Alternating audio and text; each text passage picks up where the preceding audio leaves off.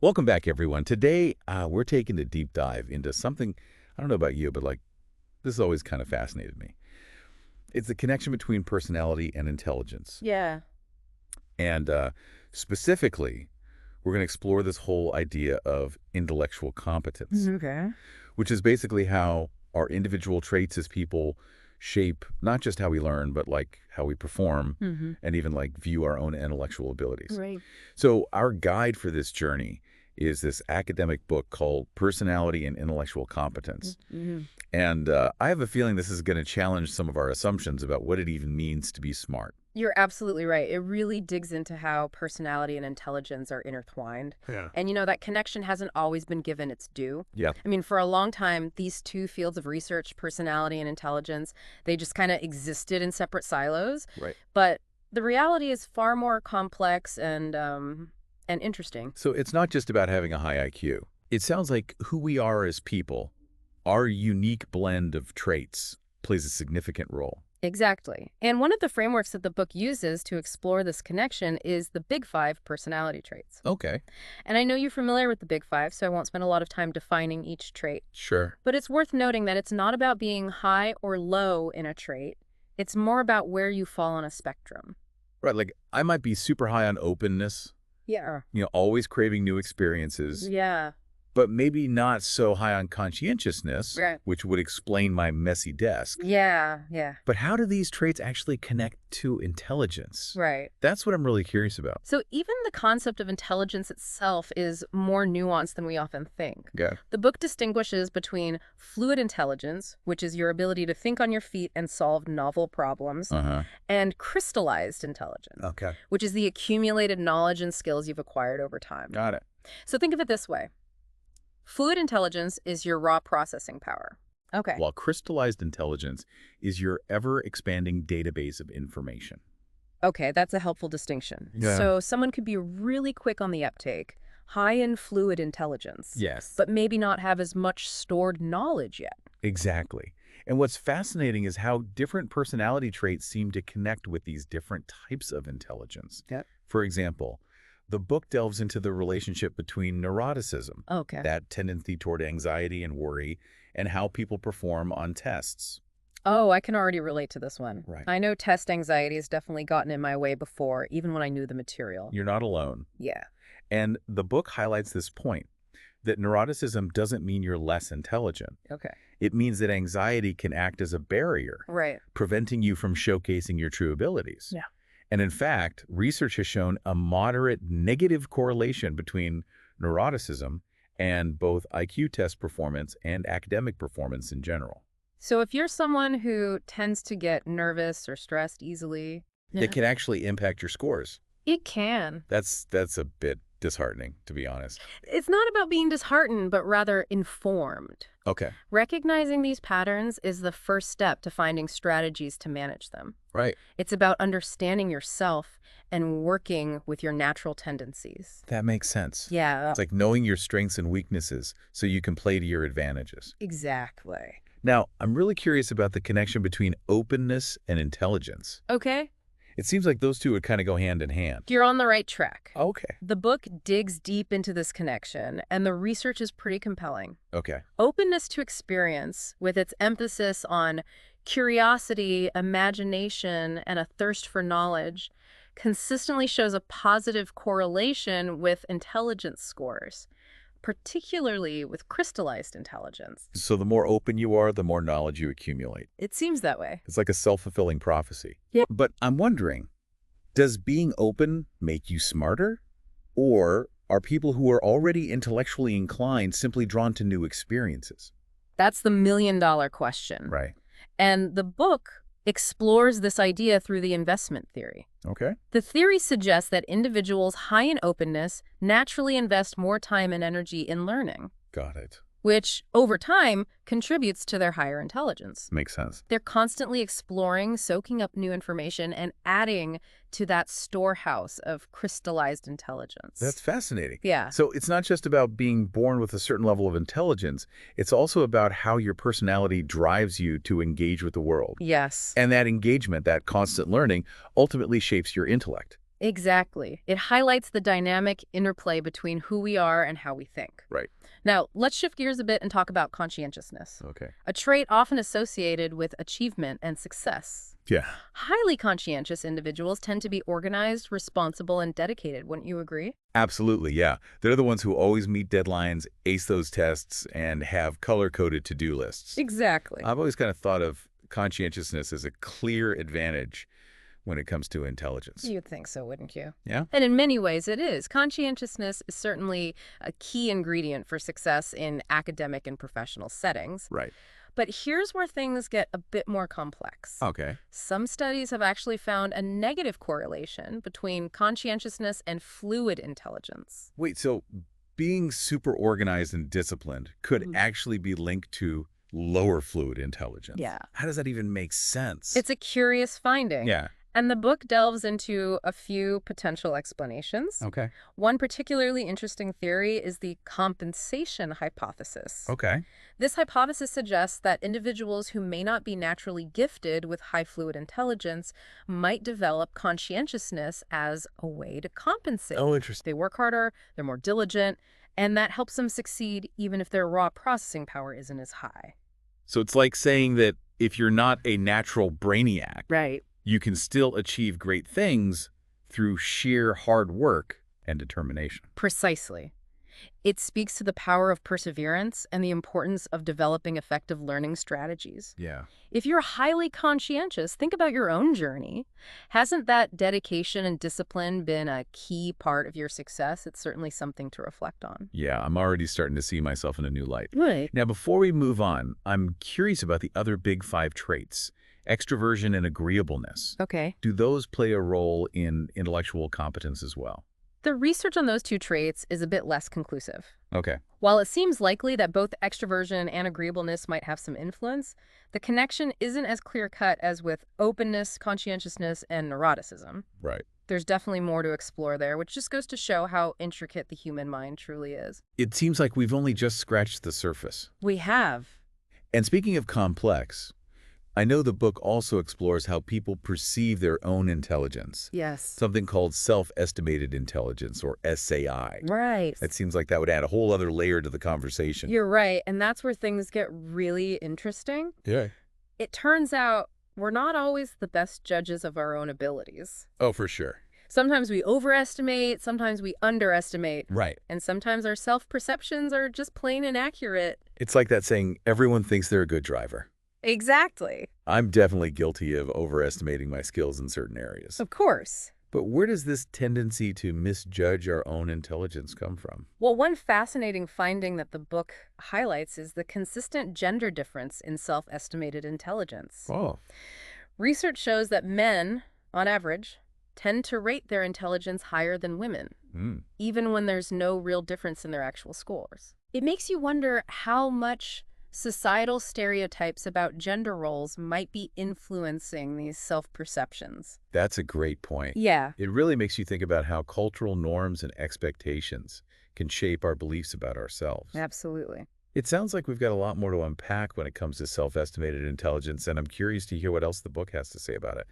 But for now, we've covered a lot of ground, and I think our listeners' minds are probably buzzing with new insights. Well, absolutely. The key takeaway here is to remember that you are more than just an IQ score. Right. Your personality is a powerful force that shapes how you learn, how you perform, and how you see yourself intellectually. Yeah. It's about understanding and appreciating the unique tapestry of traits that makes you you. Beautifully said. Okay, listeners, we're going to pick up right here next time with part 2. Sounds good. So until then, keep thinking about this stuff. It's really fascinating. We'll see you next time. See you then. Welcome back, everyone. Before the break, we were talking about those big 5 personality traits: openness, conscientiousness, extroversion, agreeableness, and neuroticism. Right. And we dove into how these traits can actually influence our intelligence in some pretty surprising ways. Yes. But we left off on this idea of self-estimated intelligence, or SAI, which is essentially how we perceive our own intelligence. Yes, and it's a crucial aspect of intellectual competence. Okay. Because those self-perceptions, whether accurate or not, Right. can have a huge impact on our motivation, our performance, Yeah. and ultimately our intellectual growth. You're saying that believing in yourself, even if it's not totally aligned with reality, can actually be an advantage. Well, it's not about blind faith or inflated egos, Okay. but there's something to be said for a healthy dose of self-belief. Right. The book touches on how overconfidence, at least to a certain degree, Yeah. can sometimes propel people forward, pushing them to take on challenges they might otherwise shy away from. It's like that idea of fake it till you make it. Yeah, there you go. I've definitely experienced that in my own life, putting myself out there even when I felt unsure of myself. Absolutely. And sometimes that leap of faith can lead to amazing growth. Right. But of course, this book is all about nuance. Yeah. So it's not about endorsing overconfidence or dismissing self-doubt entirely. Okay. It's about understanding that these self-perceptions exist Right. and recognizing the role they play in our intellectual journeys. So it's about self-awareness. Yes. Knowing your strengths and weaknesses and how those beliefs about yourself might be influencing your choices. Exactly. And the book goes even deeper, Okay. exploring how these self-perceptions are shaped by cultural factors. Mm. It's not just about individual differences. Right. It's about how different societies value different types of intelligence. Oh, that's interesting. Yeah. So what might be considered intelligent in one culture might not be viewed the same way in another. Precisely, the book delves into cross-cultural research on self-estimated intelligence. Mm-hmm. And remember, those estimations don't always line up with objective test scores. Right. It's more about people's internal sense of their own abilities, which can vary significantly across cultures. That makes sense. Different skills would be valued in different environments. Exactly. Okay. For example, in some cultures, social intelligence, Okay. the ability to navigate complex social dynamics and understand subtle cues, Right. might be considered much more important than, say, mathematical intelligence. Mm. Someone who's incredibly adept at reading people and understanding social situations might be viewed as highly intelligent in one culture, Yeah. while in another culture, it's the math whiz who's perceived as the brainiac. It's that idea of multiple intelligences. There's Yeah. not just one way to be smart. And that's a key takeaway from the book. Okay. Intelligence is not a one-size-fits-all concept. Right. It's multifaceted, shaped by a complex interplay of individual traits, cultural influences, and self-perceptions. I'm starting to see intellectual competence in a much broader light. Good. It's not just about test scores or academic achievements. Right. It's about how we use our minds to engage with the world, to solve problems, to learn, and to create. Exactly. It encompasses all the different ways we interact with knowledge and ideas. Right. And that's why understanding the role of personality is so crucial. Okay. It helps us appreciate the many different paths to intellectual competence. It's like we're all on our own unique intellectual journeys. We are. Now, I know this book isn't just about exploring existing concepts. It also touches on some of the emerging ideas in the field of intelligence research. That's right. Remember how we talked about fluid and crystallized intelligence? Yeah. Well, researchers are starting to explore what they call hot intelligences. Okay. Things like emotional intelligence and practical intelligence. Yeah, those are the skills that aren't traditionally measured on IQ tests. No. But they're arguably just as important, if not more so, for navigating the real world. Exactly. The book briefly mentions these hot intelligences Okay. and how they're starting to gain recognition in the field. Yeah. But it also acknowledges that there's still a lot of debate and controversy surrounding them. Well, how do you even measure something like emotional intelligence? Right. It's not as straightforward as giving someone a math problem to solve. That's one of the challenges researchers are grappling with. Yeah. They're trying to develop reliable and valid ways to assess these non-cognitive skills, which is no easy feat. It sounds like there's still a lot of work to be done in this area, Yeah, but it's definitely an exciting frontier to be exploring. it is. Like we're expanding our understanding of what it means to be intelligent. Precisely, and that's what I love about this book. Yeah, It's pushing the boundaries of how we think about intelligence right. and challenging us to see the bigger picture. Mm-hmm. It's truly a deep dive in every sense of the word. Speaking of deep dives, the book also touches on a topic that I wouldn't have initially thought was related to intelligence at all. Art judgment. Yes, and it might seem like a completely separate domain, For sure. but the book argues that it's actually connected to personality and intelligence in some fascinating ways. Okay, I'm intrigued. Tell me more. Well, psychologists have actually developed tests to measure art judgment. Okay. And it's not just about personal preference. Right. There are certain objective criteria that experts use to evaluate art. Got it. It's about understanding principles of composition, technique, Yeah. and aesthetic value. So there's a right and wrong answer when it comes to judging a piece of art. In a sense, yes, of course, there's always room for interpretation. Right. But certain principles can be assessed more objectively.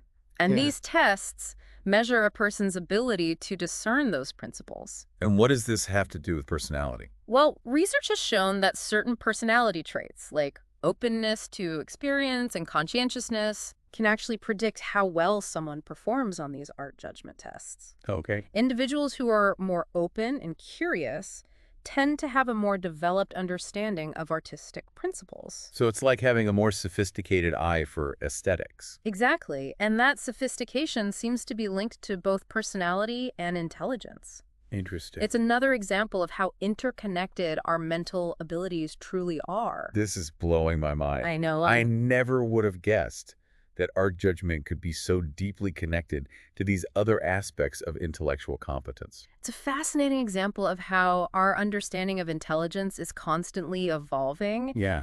and it speaks to the book's overarching message. What's that?